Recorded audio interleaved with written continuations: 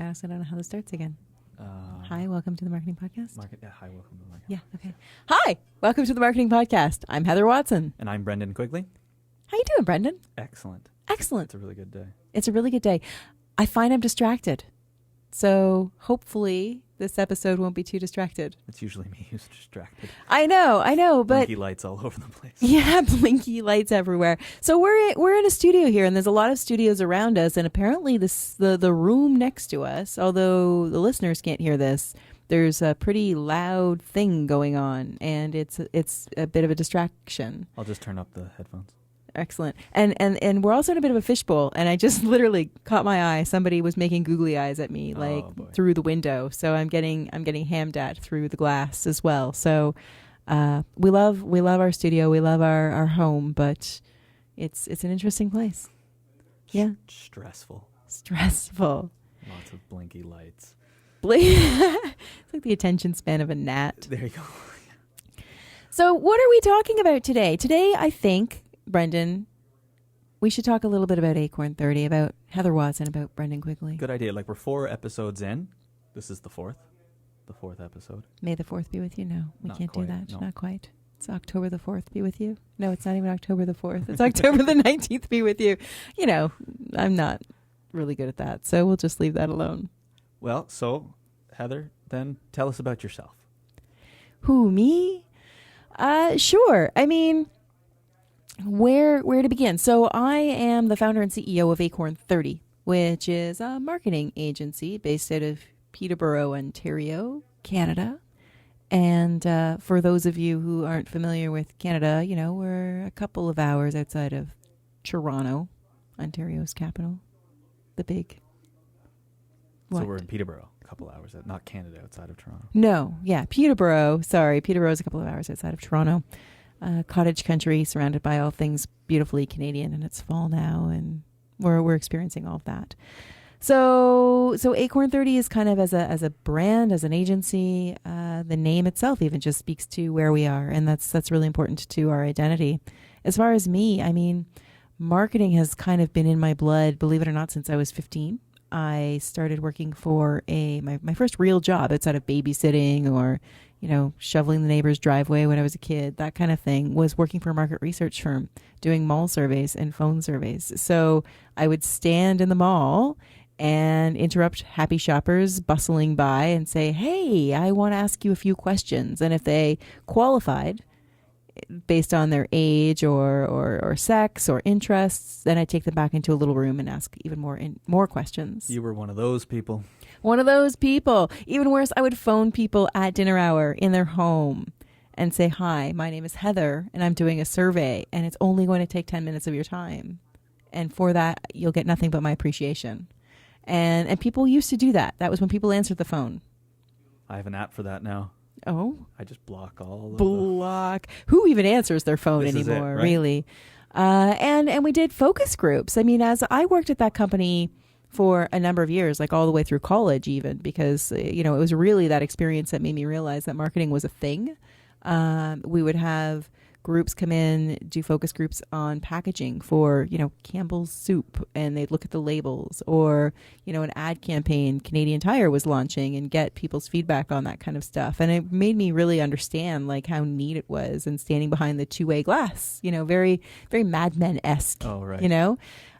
So that was kind of my start, with the intention when I went to school that I would move into Toronto, into the big city, and work for a marketing agency and do that kind of thing. But in my last year of school, I met my now husband, who is a 5th generation farmer, country boy, who there was no way he was ever going to move to a large city, and decided that I wanted to settle down in Peterborough and be here. So I started freelancing and doing a lot of work in the nonprofit sector and private sector, even in government, and doing a lot of public relations, media relations, advertising, creative copy, and all of this would have predated, you know, to a degree, the internet. I mean, I'm like not that old, but a lot of the stuff that I was working on when I was graduating, the internet was just kind of starting to come out as a Web 1.0 kind of thing. So working in that space was a lot of traditional, what we would consider,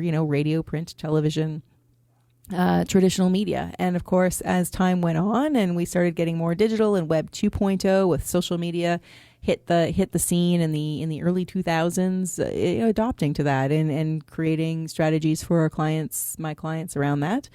And as time went on, right up until a couple of years ago, I thought I was happy as a freelancer and decided that it was time to grow and kind of go on to the next level. So I created Acorn 30 and brought you along for the ride at that point in time, Brendan, and kind of grow up and become a real company as opposed to just me working from home or from a coffee shop kind of thing. And Brendan, I mean, you brought a whole unique set of skills to the table in terms of your knowledge and expertise. Talk about that a little bit. Yeah, just even listening to your story, it's very focused. I feel like mine's less focused, but maybe that's just my generation. So I've always been very, very technical. I've always liked taking things apart and figuring out how they work. I went to school for geography, but I did like the GIS, the Geographical Information Systems. So everything map making, data analysis, remote sensing, satellite imagery, that kind of stuff. So super technical field, really involved with computers, all that kind of stuff. And so when I came out of school, I got right into my field and started working. And after a couple of years of doing that, I decided I wanted to try more. I've always had a bit of a business slant. I've always enjoyed business. I've always enjoyed coming up with new ideas and trying them out. And so I started freelancing, doing web development. And that's when we kind of partnered up in Acorn. Yeah. I mean, I kind of started doing a bit of web development on my own, very kind of a hack job of putting things together almost as a means, because the clients that I was working with saying, well, we need a website, or can you update our website, or can you help us? So it was very self-taught. So bringing you along who had that experience and knowledge and expertise was certainly a big asset to Acorn 30.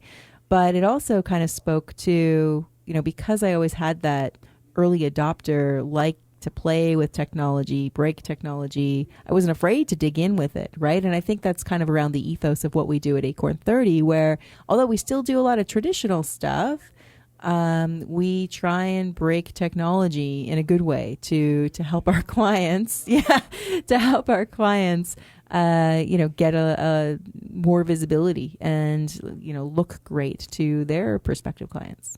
Yeah, no, I really enjoy coming up with unique ways to use existing technology. You know, whether it's like the 360 camera for live streaming, or whether it's what's another? I'm trying to think here. You know what I mean? Building websites that use existing platforms and plugins, but then turning it around and using them in different ways. I really enjoy that. Yeah, we do app development, a little bit of that, helping our businesses get it there, and even just dialing into some of the data that we get to see how we can just, the split testing, right? The A/B testing around what we can do to get better responses and better bottom lines for the clients that we work with. So we work with a wide range of clients, right? Again, still public sector, nonprofit, private sector, small to medium business for the most part. That we're working with. We find that we enjoy that relationship that we have with a lot of owner operators in the businesses that they work in. We do a little bit of IT stuff as well. We being more so Brendan than me, around the nerdiness side of things, and strategy and content creation, and still the public relations side of things is a big piece of what we do. So we're really just bringing together tech and marketing and turning it into something to help businesses. Yeah. Does that sound about right? No, exactly. And so we wanted to do a podcast. We wanted to sort of share some of that expertise and some of that experience with a larger audience, and have a little bit of fun talking about some of the other ingenious marketing things or tech things that are out there, and just give our opinions. Yeah, or maybe not so ingenious things too. Those are the funnier funnier ones. Yeah. And then some never actually even make it to air. We just kind of riff on them behind closed doors, but we have fun while we're doing it. So that's what we're here for. And thank you for tuning in. Thank you for listening. And as always, we appreciate your feedback. So please join in the conversation at themarketingpodcast.ca or on Twitter, themarketingpod_, Instagram, the same thing, and Facebook. So we want to hear from you and tell us what you want us to talk about and give us your feedback on the things that we're chatting about. So moving on, we have an article here from Inc.com. It's fall. Have you had any big pumpkin binging yet, Brendan? Let me just start there. Not yet. No. Not yet. I'm a pumpkin pie person. Like to be just to put it out there. I like pumpkin pie. So please send pies to Acorn 30. Yep. Yeah. But other than that, I don't do too much pumpkin stuff. Okay, so we all know that everybody goes a little nuts around pumpkin everything right now because of the time of year.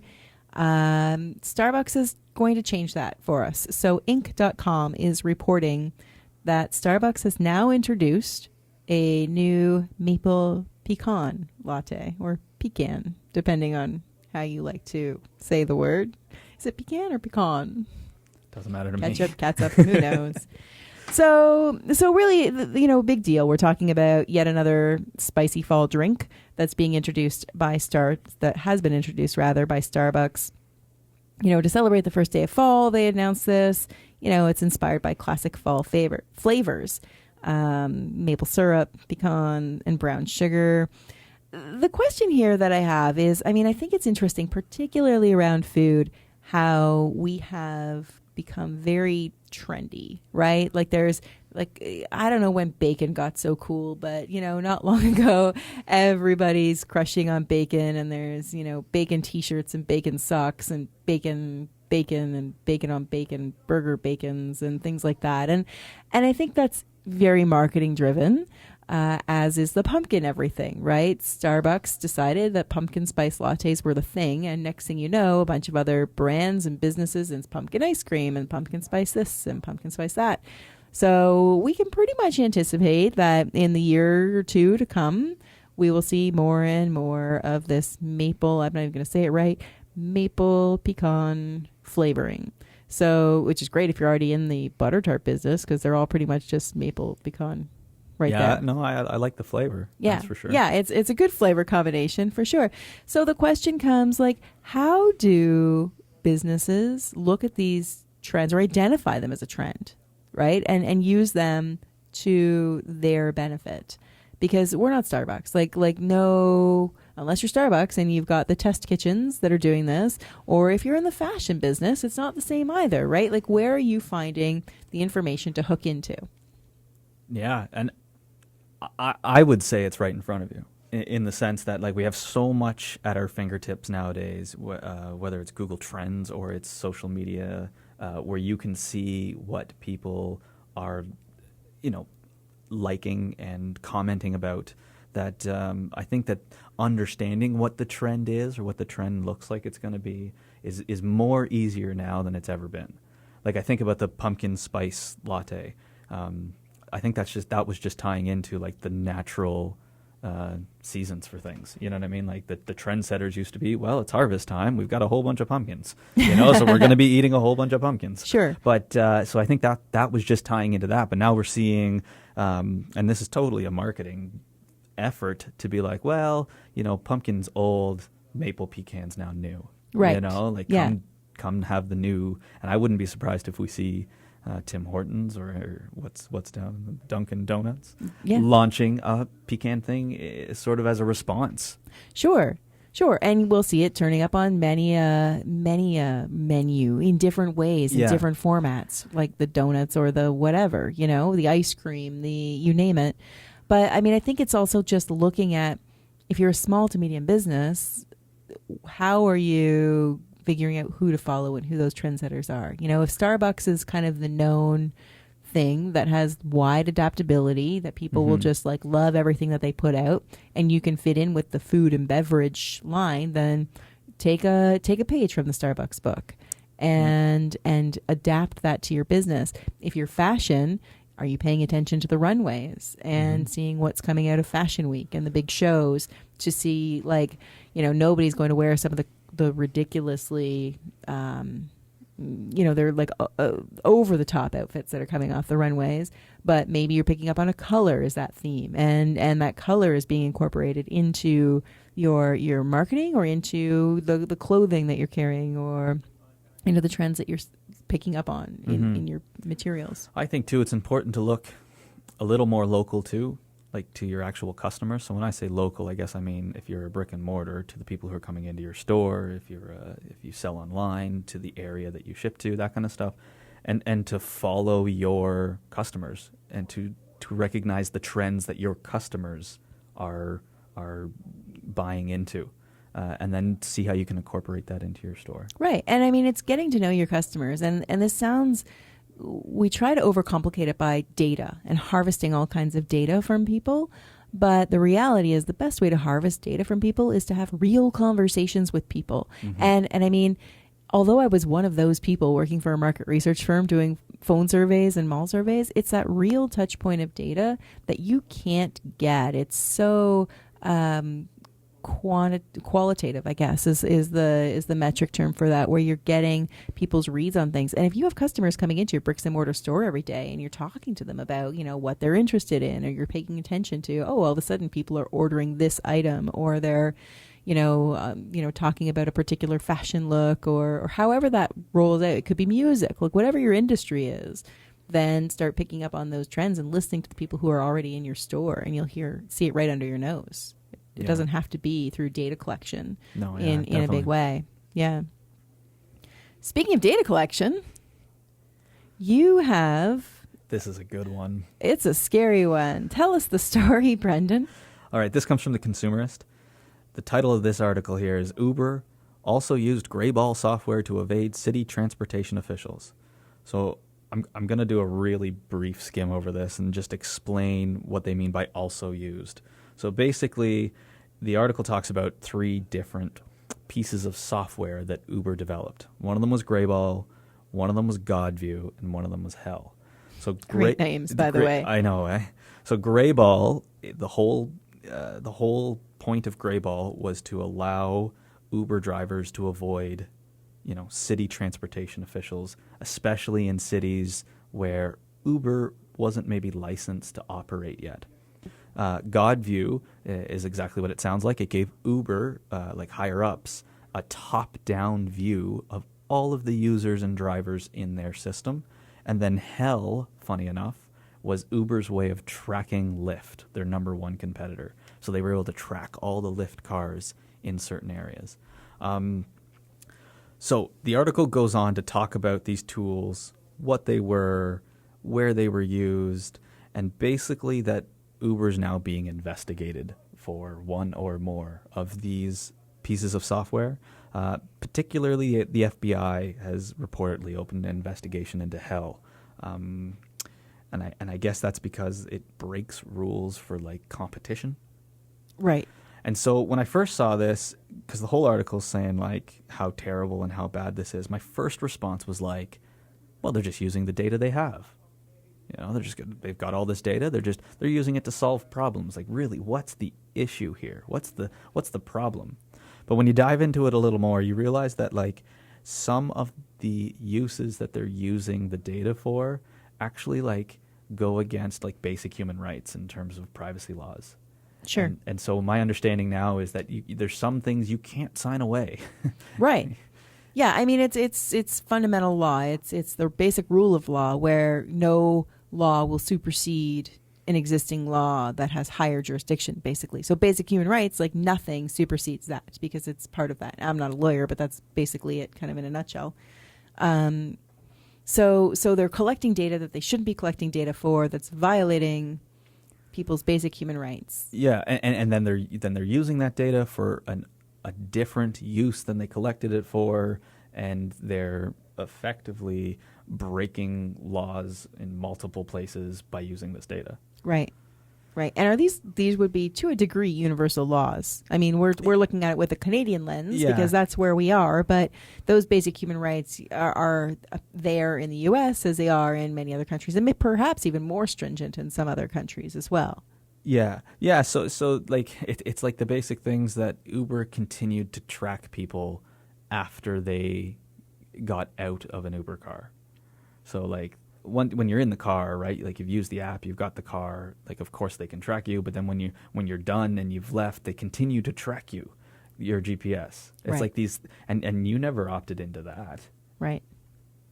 you know. And so these are the types of things that Uber's being accused of doing, and it's these pieces of software that they've created to make to solve the problems they're having with the transportation officials in the city. Right. The problems, air quotes.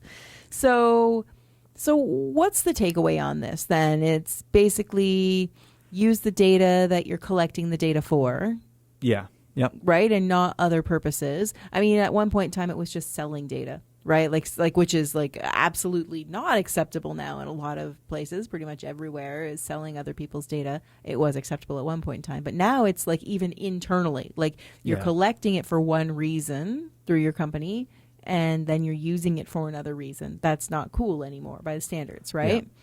Yeah. And then be careful with the data that you collect in general. Right. So, like store it securely. Don't collect data that you can't securely store. Or that you don't need. Yeah. Right? So maybe you only need to store, I know, most rudimentary sense are accounting software that we use. I don't see a single credit card number. Mm-hmm. It's swiped. I get the last 4 digits so I can verify with clients if that needs to happen for any reason. But I don't even know. There's no way I could possibly be. There's this, I don't know, this idea that you should collect all and any data you can get because you don't know what you might use it for down the road. But that's kind of bad practice for these very reasons. It's pervasive, right? And it's if you have the data there, it becomes tempting to use. And it's challenging as marketers, like exactly that. You're like, oh no, we need data. Like it doesn't matter what. But there's a legal implication for that data that you're collecting and storing it properly, anonymizing that data, which is basically taking names off of the information. So you're just kind of getting those trends, not specifically, that Heather Watson is buying these products, but that somebody is buying these products, and maybe that somebody is of a particular age or gender, but removing the names from that information and handling it internally. And these tools exist too.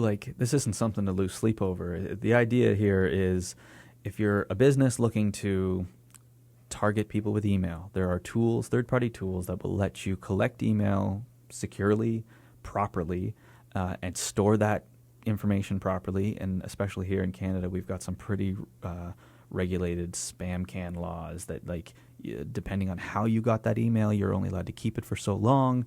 After a certain period of time, you need to get rid of that email unless it was explicitly given to you. So there are tools out there that will let you manage all of that. And the big takeaway here is I would encourage every business to do that. Don't be storing people's data in spreadsheets on your computer, or don't be and emailing them back and forth to people, and for sure. Excellent. So our final piece here is a little bit around creative uses or creative ways to advertise, I guess. So this is an article that came out of The Consumerist.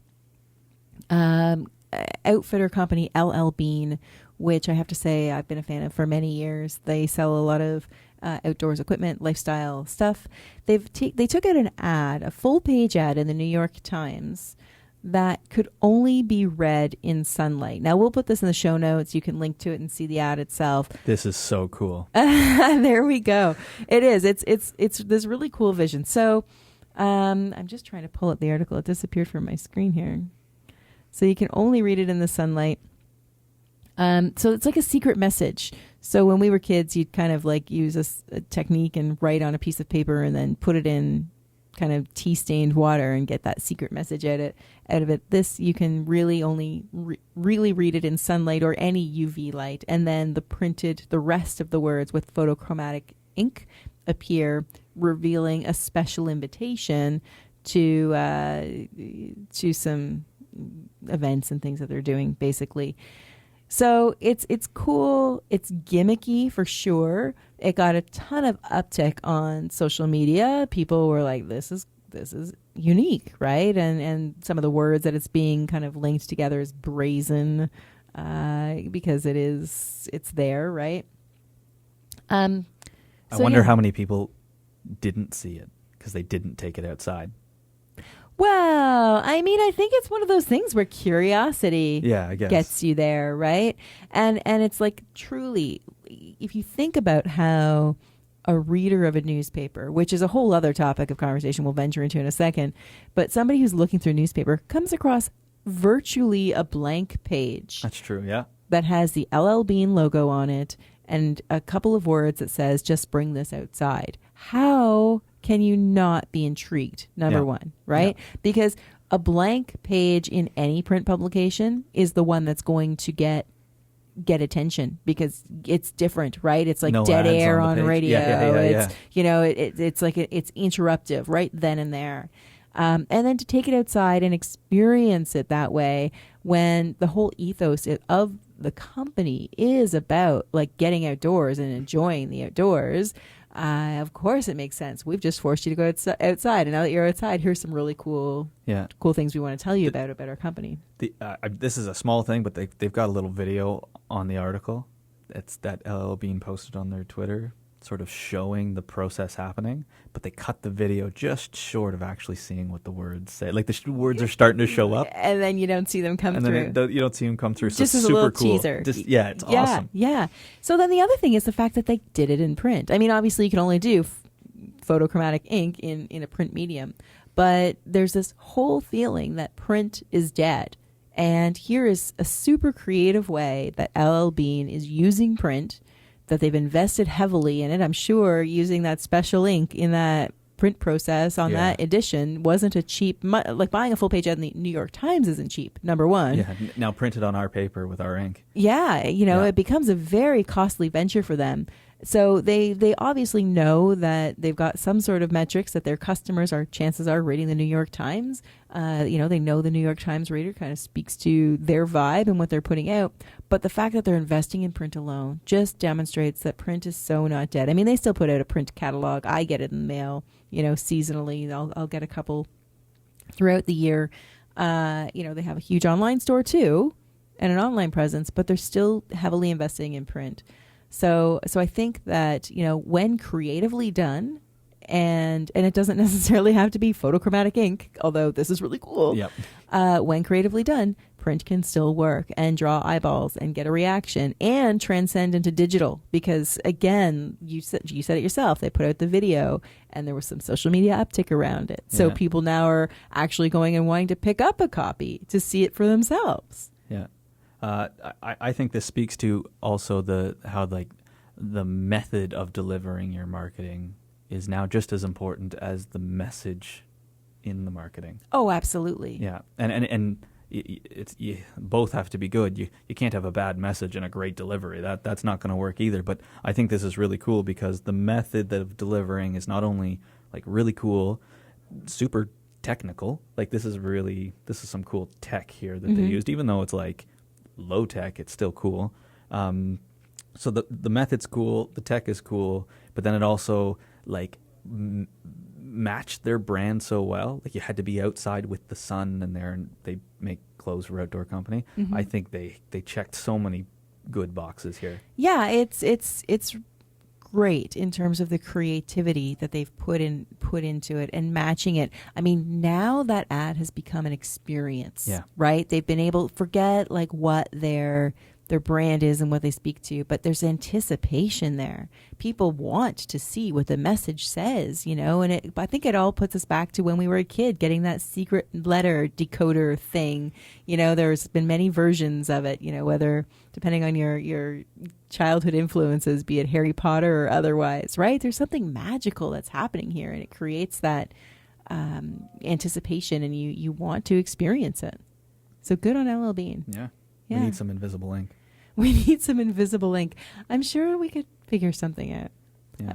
We could do like an invisible air podcast. We'll just, for 30 minutes, just not say anything, and you have to write to us for the decoder. Is that would that work? Or just static, and there's a special filter that filters out our voices. Or like back in the day, the records, the albums that would you have to play them backwards. There we go. There we go. The backwards episode. We might have some fun with that. That'd be hilarious. Well, we're going to get to work on planning that Thank you so much for joining the marketing podcast today. Again, I'm Heather Watson. And I'm Brendan Quigley. And tune in next time.